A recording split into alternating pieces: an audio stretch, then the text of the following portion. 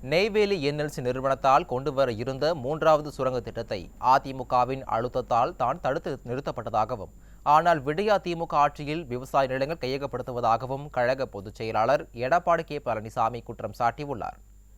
நெய்வேலி செவ்வாய் சந்தை ரவுண்டானாவில் புதிதாக நிறுவப்பட்ட புரட்சித் தலைவி அம்மாவின் 9 அடி உயரம் கொண்ட முழு உருவ வெண்கல சிலையை கழக பொதுச் செயலாளர் எடப்பாடி கே பழனிசாமி திறந்து வைத்தார். அப்போது தொண்டர்கள் அனைவரும் எழுந்து நின்று மரியாதை செலுத்தினர். சிலையை திறந்து வைக்கிறார்கள். சிலையினுடைய அந்த முகப்பு கொஞ்சம் கொஞ்சமாக அப்படியே விலக நம்முடைய ஆற்றல் மிகுந்த தலைவி புரட்சி தலைவி அம்மாவுடைய பொன்முகம் தெரிய தொடங்குகிறது. இதோ சிலையை திறந்து வைக்கிறார்கள். புரட்சி தலைவி அம்மாவின் புகழ். பின்னர் பொதுக்கூட்டத்தில் சிறப்புரையாற்றிய அவர், பத்திரிகை ஊடகங்கள் அதிமுகவை பற்றி தவறான செய்திகளை வெளியிட்டாலும் நாடாளுமன்ற தேர்தலில் அதிமுக என்ற மக்களின் கட்சி நிச்சயம் வெற்றி பெறும் என்றார். இன்றைக்கு பத்திரிகையும் ஊடகமும் ஏதேதோ எழுதி கொண்டிருக்கின்றன. அனைத்து இந்திய அண்ணா திராவிட முன்னேற்ற கழகத்திற்கு இந்த நாடாளுமன்ற தேர்தலில் வெற்றி கிட்டாது என்ற ஒரு தவறான செய்தியை, தவறான பிம்பத்தை வெளிப்படுத்திக் கொண்டிருக்கின்றார்கள். அதுக்கு முற்றுப்புள்ளி வைக்கின்ற விதமாக மணப்பட்டிலிருந்து நெய்வேலி வரை சாலையில் இருக்கின்ற மக்கள் வாக்களித்தாலே நம்முடைய வேட்பாளர் வெற்றி பெற்று வருவார். விளையும் பெயர் முளையிலே தெரியும் என்று சொல்வார்கள். வருகின்ற நாடாளுமன்ற தேர்தலுடைய வெற்றி இங்கே உங்க முகத்திலே பிரகாசத்தை பார்க்கின்ற பொழுது தலைமை அறிவிக்கின்ற கடலூர் நாடாளுமன்ற வேட்பாளர் வெற்றி பெறுவார் என்று உறுதி செய்யப்பட்டு விட்டது. அதிமுகவை உடைக்க விடியா திமுகவினர் எத்தனை வழக்கு போட்டாலும் நீதிமன்றத்தின் மூலம் சந்திக்க தயாராக உள்ளதாக கழக பொதுச் செயலாளர் எடப்பாடி கே பழனிசாமி தெரிவித்தார். இந்த இயக்கத்தை உடைக்க திமுக தலைவர் ஸ்டாலின் எவ்வளவு முயற்சி செய்தார். நம்முடைய கழக நிர்வாகிகள் தொண்டர்கள் மீது, தகவல் தொழில்நுட்ப நிர்வாகிகள் மீது எத்தனையோ வழக்குகளை போட்டார். முன்னாள் அமைச்சர் மீது வழக்கு போட்டார். அண்ணா திமுகவை எவராலும் தடுத்து நிறுத்த முடியாது.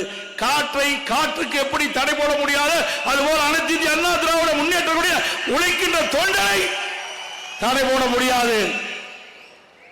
எனவே திரு ஸ்டாலின் அவர்கள், நீங்கள் எத்தனை வழக்கு போட்டாலும் அத்தனை நீதிமன்றத்திலே நாங்கள் சந்தித்து அந்த வழக்குகளெல்லாம் வெற்றி காண்போம்.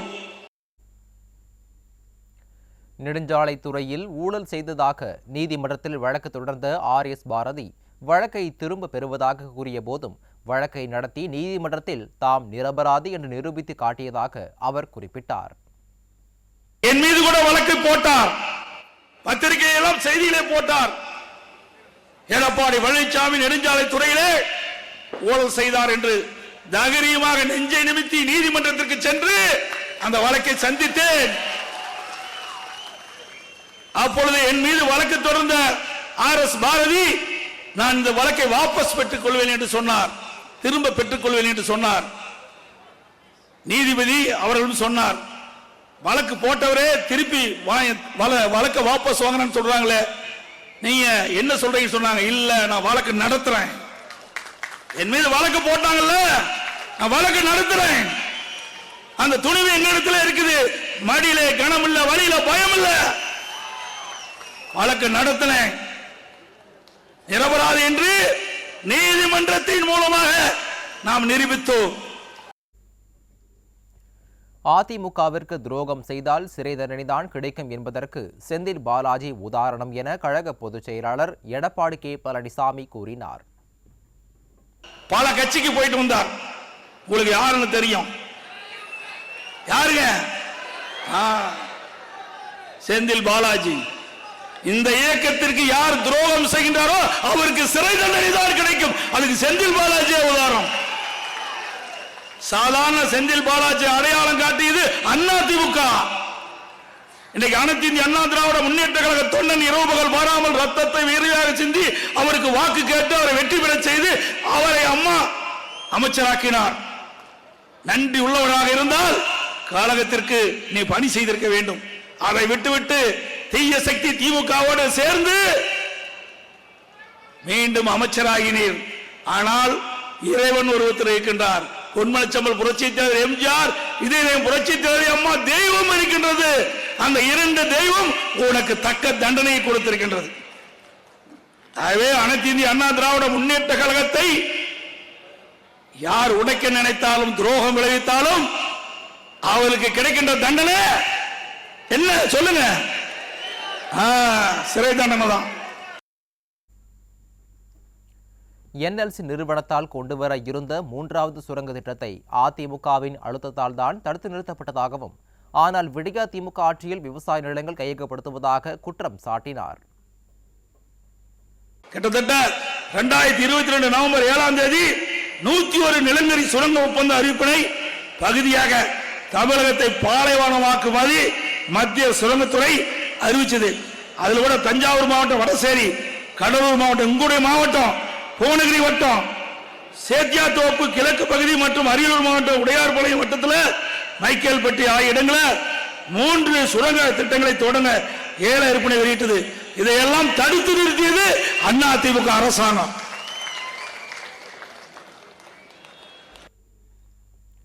கடலூர் மாவட்டத்தை சேர்ந்த திமுக அமைச்சர் MRK பன்னீர்செல்வம் விருத்தாச்சலம் திட்டக்குடி தாலுகாவில் 12,000 ஏக்கரில் சோளம் பயிரிட்டு பாதித்த விவசாயிகளுக்கு நிவாரணம் வழங்க வேண்டும் என வலியுறுத்தினார். விருத்தாச்சலம் திட்டக்குடி தாலுகாவில் சுமார் 12,000 ஏக்கர் சோளம் பயிரிட்ட அந்த விவசாயிகள் முற்றிலும் காஞ்சி போயிட்டு, அதனால அத பாதிக்கப்பட்ட விவசாயிகளுக்கு நிவாரணம் வேண்டும் கேட்டாங்க. இந்த மாவட்டத்தில் இந்த மண்ணின் மைந்தரா இருக்கின்ற இந்த அமைச்சர் வேளாண் துறை அமைச்சராக இருக்கிறார். அது விவசாயிகளுடைய கஷ்டத்தை தெரிந்தவராக இருந்தால் அவர்களுக்கு இந்த நிவாரணத் தொகை வழங்கப்படவில்லை என்பதை இந்த நேரத்தில் சுட்டிக்காட்டுகிறேன். இனியாவது இந்த மண்ணில் இருக்கின்ற இந்த மாவட்டத்தை சேர்ந்த மண்ணின் மைந்தராக இருக்கின்ற அமைச்சர் இங்கே இருக்கின்ற விவசாயிகளுடைய கஷ்ட துன்பங்களை உணர்ந்து உதவி செய்ய வேண்டும். வடலூர் வள்ளலார் சத்திய ஞான சபையில் பெருவெளியில் உள்ள 70 ஏக்கர் நிலத்தை கையகப்படுத்தி வள்ளலார் சர்வதேச மையம் அமைப்பதை விடியா மாடல் அரசு கைவிட்டு வேறு இடத்தில் அமைக்க வேண்டும் என்று கழக பொதுச் செயலாளர் எடப்பாடி K பழனிசாமி வலியுறுத்தினார். இந்த ஆட்சி வந்த பிறகு அந்த நிலங்கத்தை எல்லாம் இன்றைக்கு வடலூர் பெருவெளியில் உள்ள சுமார் 70 ஏக்கர் பரப்பளவு கொண்ட நிலத்தை கையகப்படுத்தி வள்ளலார் சர்வதேச ஆய்வு மையம் கட்டுவதற்கு இந்த விடியா திமுக அரசு முயற்சி செய்து இந்த இப்பகுதி மக்கள் இணைந்து கடுமையாக எதிர்த்தாங்க. அறிவிச்சாளர் சட்டமன்ற உறுப்பினர் அருள்மொழி தேவன் சட்டமன்றத்தில் இதற்கு குரல் கொடுத்தார்.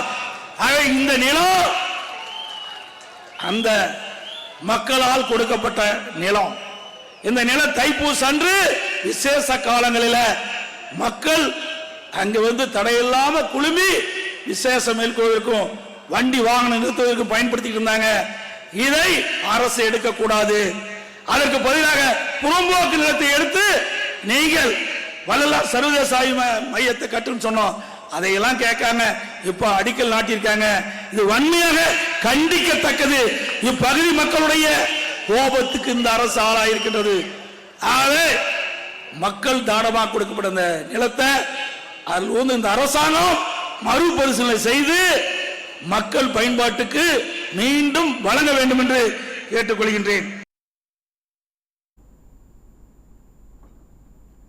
கடலூர் தெற்கு மாவட்ட செயலாளர் சொரத்தூர் ராஜேந்திரன் தலைமையில் நடைபெற்ற இந்த சிலை திறப்பு நிகழ்ச்சியில் கழக அவைத் தலைவர் தமிழ்மகன் உசேன், மாநிலங்களவை உறுப்பினர் CV சண்முகம், முன்னாள் அமைச்சர் MC சம்பத், புவனகிரி அதிமுக MLA அருண்மொழி தேவன், மாநில தொழிற்சங்க பேரவை செயலாளர் கமலக்கண்ணன், கழக இலக்கிய அணி செயலாளர் வைகை செல்வன் உள்ளிட்ட பலர் கலந்து கொண்டனர்.